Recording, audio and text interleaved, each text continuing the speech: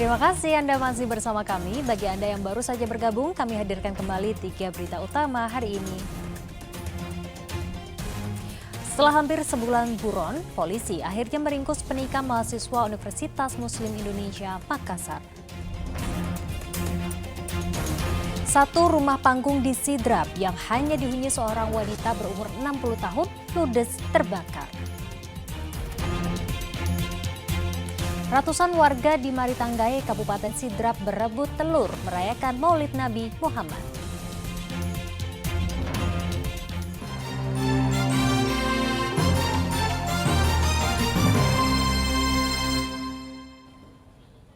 Pemerintah Provinsi Sulawesi Selatan melakukan uji coba kereta jurusan Makassar Parepare di Kabupaten Baru. Masyarakat Kabupaten Baru dan Kabupaten Pangkep dapat mencoba kereta ini secara gratis selama uji coba.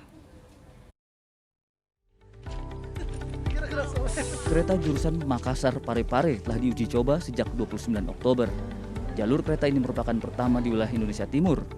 Namun uji coba ini masih terbatas hanya rute Baru Pangkep sepanjang 66 km menggunakan 2 gerbong. Masyarakat Kabupaten Baru dan Kabupaten Pangkep dapat mencoba kereta ini secara gratis selama uji coba. Kereta andalan Selebes ditumpangi dari stasiun Garongkong hingga stasiun Mangilu, sedangkan lintas sebaliknya dilayani kereta Lontara. Ada 7 stasiun yang bisa diakses warga, yaitu Stasiun Garongkong, Stasiun Baru, Stasiun Tanete Rilau, Stasiun Mandale, Stasiun Makrang, Stasiun Labakang, dan Stasiun Mangilu. Yang dioperasikan adalah bidang Mangilu Garongkong ya. Nanti insya Allah sebentar lagi sampai ke Mandai ya, Maros. Jadi nanti ini kalau sudah beroperasi sampai kita lanjutkan lagi yang belum untuk konstruksi lagi ya. Ini terus berlanjut. Sudah ada saya dapat kartu. Untuk pembelian tiketnya di mana Pak? Rampung selesai proyek ini Pak, kapan Pak target keseluruhan? Pokoknya target ini kan multi-years ya kita. Jadi multi-years intinya tidak proyek program Bapak Presiden Jokowi bersama Bapak Menteri dan seluruh tentu jajaran. Kita ini Pemda, Provinsi dan Kabupaten Kota mensupport bahwa bagaimana ini beroperasi ya. Intinya tidak ada ini berhenti, harus jalan terus. Pak Gub, ke depannya operatornya dari pihak mana Pak Gub? Operatornya dari Konsorsium Kereta Api Indonesia dengan Perseroda. Sebelumnya peletakan batu pertama sebagai pondasi rel oleh Presiden Joko Widodo pada 18 Agustus 2014 di Desa Siaung, Kabupaten Baru.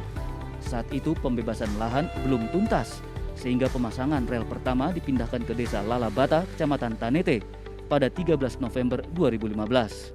Rencananya jalur kereta ini resmi digunakan pada Januari 2023. Suardi Gatang melaporkan dari Kabupaten Baru.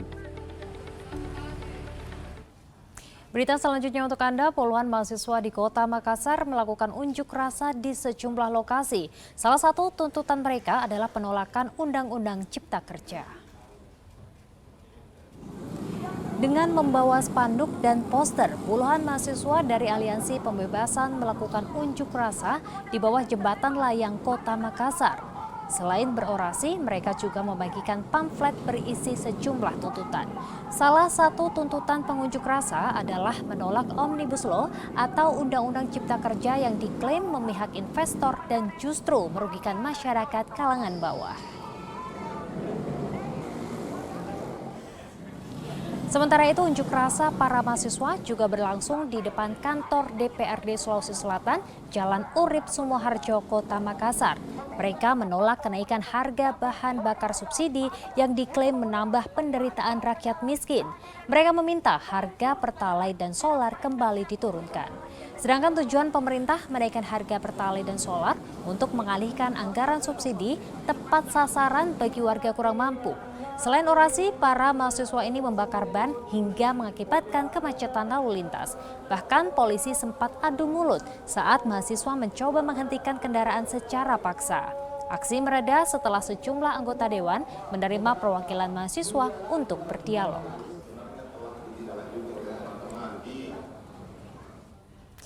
Berita lainnya untuk Anda, ratusan warga di Maritanggae, Kabupaten Sidrap berebut telur pada perayaan Maulid Nabi Muhammad.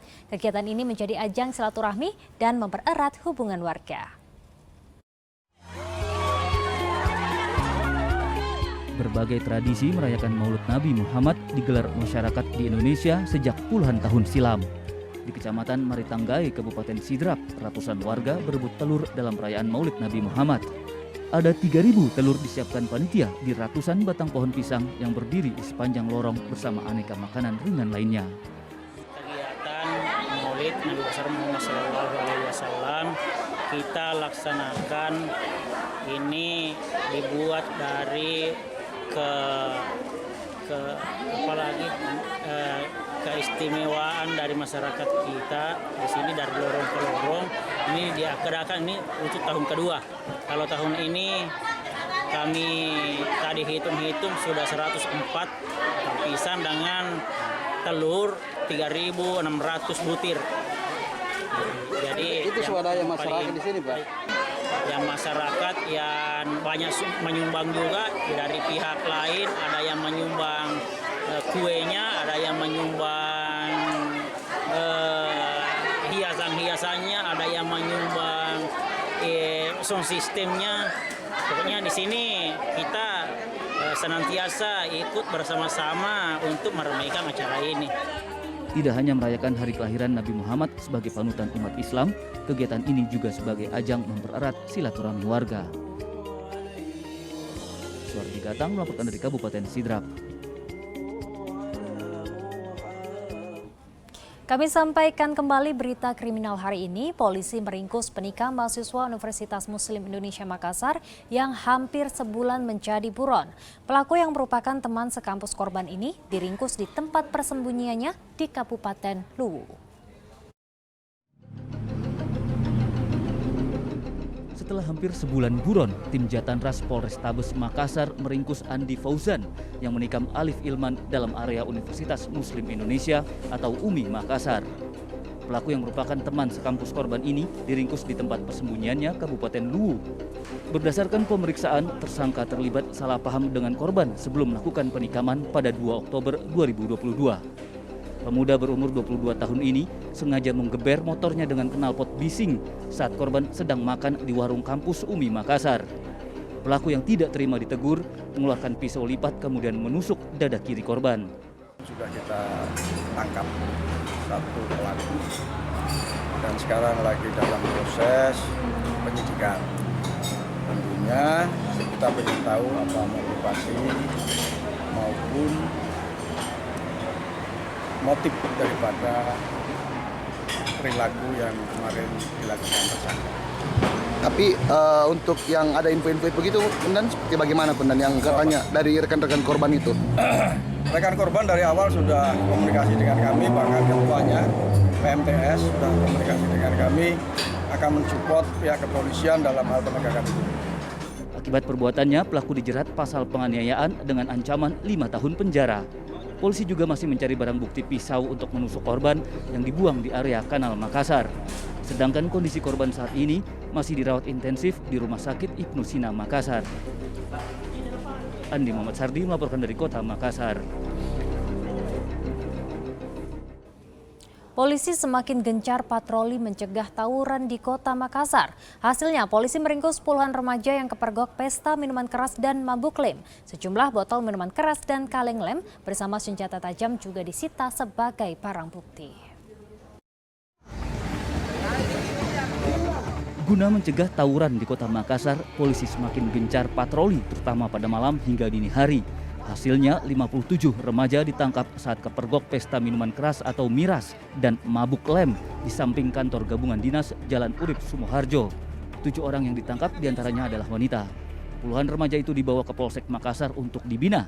Namun tidak berselang lama, puluhan warga mendatangi Polsek Makassar. Mereka memaksa masuk halaman hingga menimbulkan kericuhan. Para ibu ini meminta polisi segera membebaskan anaknya yang ditangkap. Bahkan salah satu warga sempat histeris dan pingsan. Kericuhan mereda setelah 2 truk Polrestabes Makassar tiba untuk menjemput seluruh remaja. Pembinaan mereka dipindah ke unit perlindungan anak dan perempuan Polrestabes Makassar. Sejumlah botol miras dan kaleng lem bersama senjata tajam juga dibawa sebagai barang bukti. Kita amankan sebanyak 57 orang. 57 orang ini sekarang dalam pemeriksaan pihak Polrestabes. Tentunya kita akan melihat latar belakang kenapa mereka melakukan hal tersebut. Untuk tindak lanjutnya pastinya akan besok kita putuskan. Apakah akan dibuat restorasi justice atau restorasi batinnya? Kita lihat permasalahan dan latar belakang kenapa mereka melakukan kegiatan seperti tadi malam. Untuk Bang, untuk kalau diberikan pembinaan seperti apa bentuk pembinaannya ke depan? Pembinaan kalau memang itu harus kita lakukan pembinaan, tentunya kita harus lakukan controlling apakah yang bersangkutan bisa untuk dibina atau memang harus kita proses hukum. Apakah akan melibatkan pemerintah daerah atau? Ya, pastinya kita akan melibatkan pemerintah daerah. Harapannya melalui pembinaan di Polrestabes Makassar, para remaja ini tidak mengulangi perilaku buruknya. Lantaran masih berstatus pelajar, polisi tetap memberikan hak mereka mengikuti pembelajaran di sekolah sekaligus bimbingan agama. Andi Muhammad Sardi melaporkan dari Kota Makassar. Ya, informasi tadi sekaligus mengakhiri jumpa kita hari ini. Atas nama rekan yang bertugas, saya Dana Paramita mengucapkan terima kasih atas kebersamaan Anda. Selamat beraktivitas dan sampai jumpa.